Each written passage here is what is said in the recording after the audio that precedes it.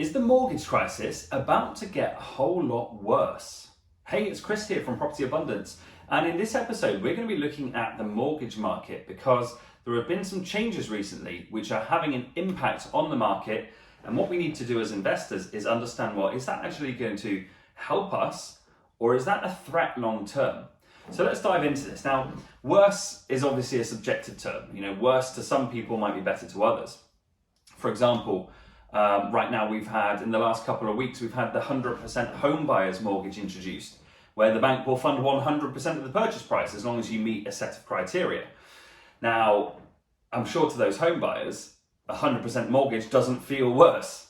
If you're able to suddenly get on the ladder where before you weren't, and you've been renting your entire life, and now you've got this opportunity to be able to get your first property that you can call your own, even though it's going to have quite a big mortgage attached to it or a big mortgage bill attached to it if it's a 100% mortgage, this is probably not feeling worse for those people. However, we've got to look on the other side, and this is a risk to the market because house prices are a bit turbulent right now.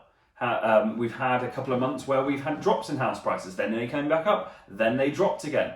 So from a market perspective, a 100% mortgage is actually quite a high risk. Okay, think back to 2008, okay, the financial crash of 2008 caused by the subprime lending market in the USA. People defaulting on mortgages, people unable to keep up with the repayments on their mortgage, and houses having to be repossessed but at rates that were less than the value of the loan, where you've got this negative equity situation developed.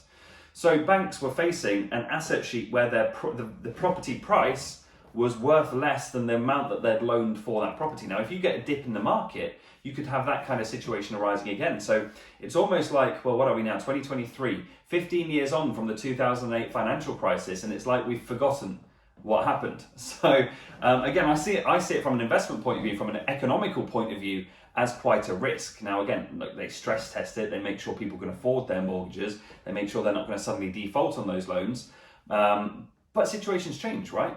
Okay, what if those people lost their jobs? What if we suddenly enter into a recession and tons of people get laid off who have taken on a 100% home buyer's mortgage? That is a risk for the economy. So subjectively, it probably feels great for those people that can now get a mortgage. From an economical point of view, I see that as a risk. Now, the reason that most people are asking me this question, is the mortgage crisis going to get worse, is generally because they're thinking about investing rather than buying their own home. So let's look at this from an investment point of view. Well, right now, the investment point of view is actually things are getting better. Because if I was to try and take out a mortgage a couple of months ago, I'd be looking at a buy-to-let mortgage around about 5.5% per year on the lending. Whereas right now, I can actually fix it for 3.5%. So already in just a short period of time, rates have come down a lot. So that means that even though the base rate from the Bank of England has been put up recently, the indication we're getting from the market, from the lenders, is that longer term, they're not expecting it to go much higher. In fact, if anything, they're expecting it to come down. Now, is there any economic data to support that theory? Well, yes, there is. Okay, inflation is now lower. We're now looking at inflation of 8.5%. It's not the 2% that the government target, but considering that inflation was up at 11-12% recently, that's a good reduction.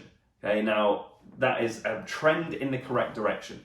Now, if we get continued dropping in inflation, and just today actually, the energy companies came out with a reduced price cap on the cost of gas and electricity, which again indicates that the trend is in the correct direction. Now, if inflation continues to fall, what the Bank of England then might do is reverse this base rate rise. So that would be a reduction to the base rate, which again makes lending cheaper, makes borrowing cheaper. Makes lending cheaper, makes borrowing cheaper, and therefore you get more people borrowing money to invest into property, into buying new cars, buying new houses, buying whatever for themselves, because it's cheaper to borrow. So if you want to get this right, the main thing to say here is make sure you use a broker. Okay, don't just go to your local high street bank and ask for buy-to-let mortgages. Don't just ask them about serviced accommodation mortgages. There is a huge mortgage market out there these days, with tons of lenders that you just won't find on the high street. So the top tip here is make sure you work with a broker. In fact, work with a couple, because they have different access to different products. So you can get, if you want to get the most exposure to the market, all the different products that are out there, make sure you shop around a little bit. Okay, work with a couple. Now, another question I'm getting asked is, well, look, Chris, should I fix my mortgage right now, or should I keep it variable? And again, there's no kind of right or wrong answer on this. It's going to be down to you and your risk profile. So if you're looking for fixed stability, knowing exactly where you stand right now and that it will stay there and that'll be your price for however long you fixed for, go for fixed. Okay, now if you're open to a bit more risk, well, look, the market indicators are that inflation's on its way down, therefore we might see interest rates coming back down as well. So a variable mortgage could get cheaper over time if that situation does play out. But there's no guarantees of that. So it depends on your risk profile. Are you looking for fixed stability, knowing exactly how much you're paying? Or are you looking at the market and going, well, if I don't fix, it could be a little bit cheaper in a year or two's time, so I could actually make more money on my profit margin. So make sure that you go with whichever option is going to be more comfortable for you. They're the kind of realities that you're going to face. But if you want to get this right, go ahead and book in a call with my team where we can help you, give you a bit more tailored advice on what your next step should be. So check in the description down below or in the comments, depending on where you're watching this video, and you'll find the ability to book a call with one of my team. It'll be about 30 minutes.